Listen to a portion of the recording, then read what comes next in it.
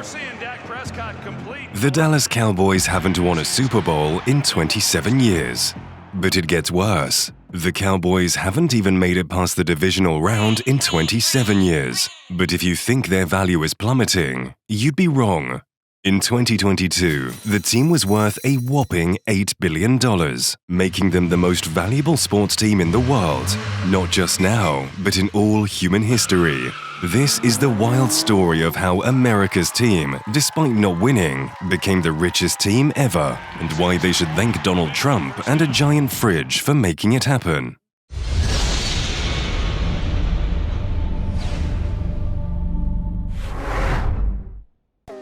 For the 7th year in a row, the Cowboys sit atop Forbes' list of the most valuable sports teams in the world. Back in 2016, the team was worth $4 billion when they finally overtook Real Madrid for the top spot.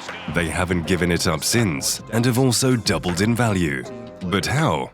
To understand the Cowboys' secret formula, we need to go back to the start. In the 1980s, the team was looking for a new owner. Donald Trump revealed that he could have bought the team for about $50 million in 1983, but he turned it down quickly, and even said he felt sorry for whoever owns the Cowboys, because if they win, it's not a big deal. They're expected to win, but if they lose, the owner would just be labeled as a loser. Trump went on to buy a USFL team, the New Jersey Generals, in 1984. He had plans to move the team and build Trump Stadium, except the whole league folded a couple of years later. Imagine if Trump really did take that Cowboys offer though. No doubt they would have looked drastically different the past few decades, considering the main reason why the Cowboys are worth a cool $8 billion is because of what happened on February the 25th, 1989, when the 46-year-old Jerry Jones bought the team for $140 million. At the time, the Cowboys were in desperate need of a boost. But instead of being their savior, Jones had it rough from the start.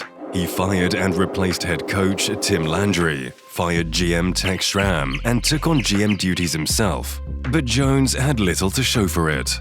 On the field, Dallas won only one game in his first season. On top of that, the team was losing $1 million every month, and it looked as if Trump's prediction was coming true. Being the Cowboys owner was just a lose-lose situation. But Jerry Jones had used business savvy to make it big in his own oil company. And he was about to use those same smarts and savvy to turn the ship around in Dallas. 6 years after he bought the team, he made a move that shook the NFL to its core. While NFL properties usually handled team sponsorship deals and profits were split evenly among all teams in the league, Jones decided to change the game entirely. In 1995, he ignored the team's revenue-sharing agreement and went out to get his own sponsorship deals for their stadium. He proceeded to sign a 10-year deal with Pepsi worth $40 million, $79 million in today's dollars, making Pepsi the official supplier of soft drinks at Texas Stadium. Jones then signed another sponsorship deal with American Express. But there was one huge problem. Coke was already the league's official soft drink supplier, and Visa already had a deal in place with the league as well.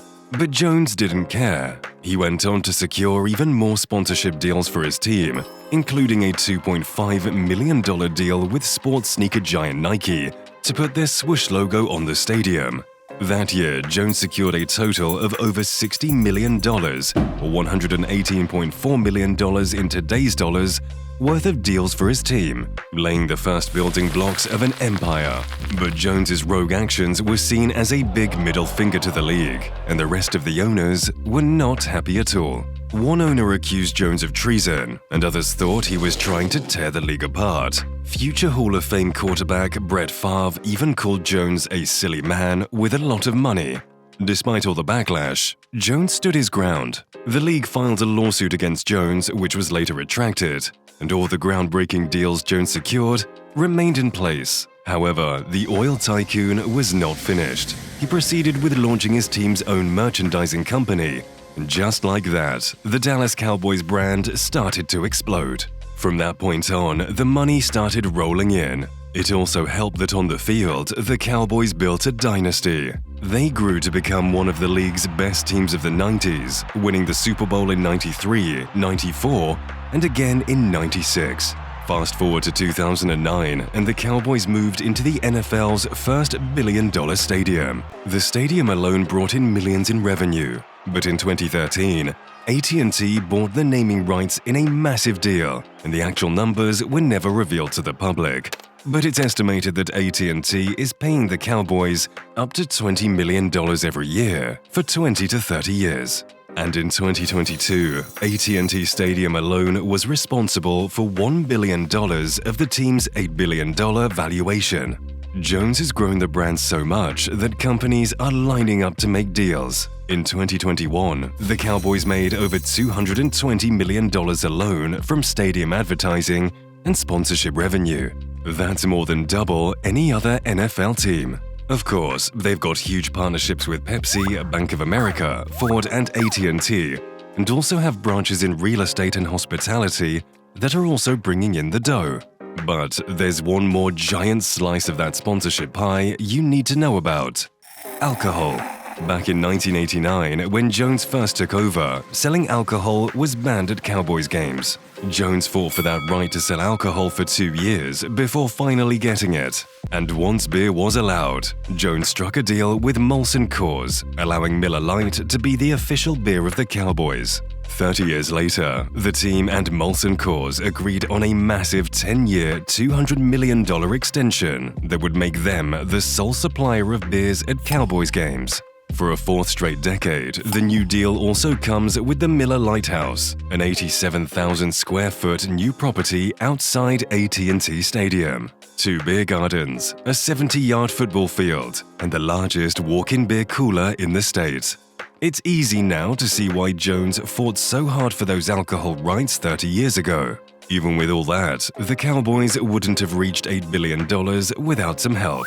You've probably heard about the NFL's revenue-sharing system. It stops the big market, small market problem that the NBA or MLB might have by splitting all revenue equally. One big source of that money? TV rights. If you were asked what channel to watch an NFL game on, you'd probably know off the top of your head: ABC, NBC, CBS, and Fox. And in the past year, Amazon even got in on the game.